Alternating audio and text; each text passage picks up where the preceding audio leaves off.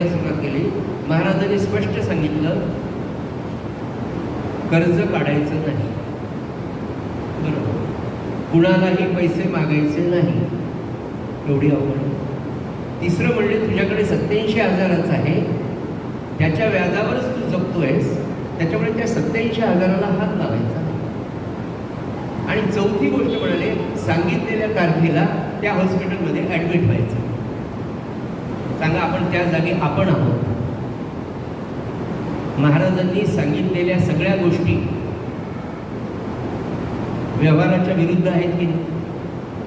पैसे कोणाला मागायचे नाही, कर्ज कोणाला काढायचं नाही, स्वतः जवळचे 87,000 खर्चायचे नाही, आणि डॉक्टरने सांगितलं त्याच वेळेला ॲडमिट व्हायचं नाही. तर मी म्हणालो, महाराज मग आता ॲडमिट होतो म्हणलं तिथे काहीतरी, तर म्हणाले 10,000 भरा, ते ॲडमिशनचे 10,000 भरा. महाराजांनी स्पष्ट सांगितलं.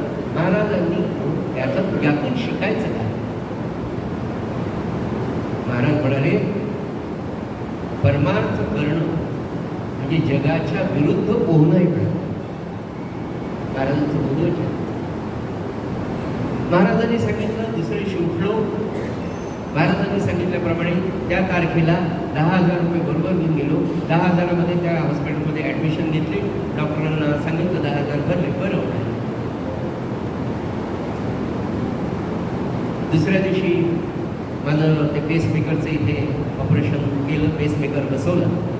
3 दिवस मला ॲडमिट करून घेतलं.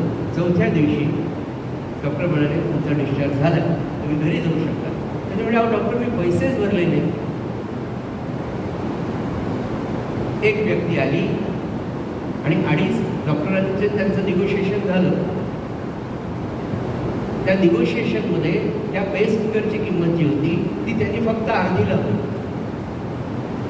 आणि बाकीचे पैसे एक व्यक्ती आली आणि ते सगळे पैसे भरून निघून गेली.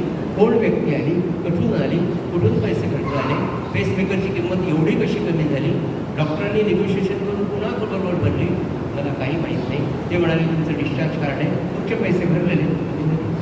की परवाच्या दिवशी शिवकामत दादांनी 82 वर्षाचे ज्येष्ठ साधक आपल्या महाराजांचे अनुग्रह, गोंदवल्याचा त्यांचा अनुग्रह, त्यांनी मला सांगितलेली गोष्ट.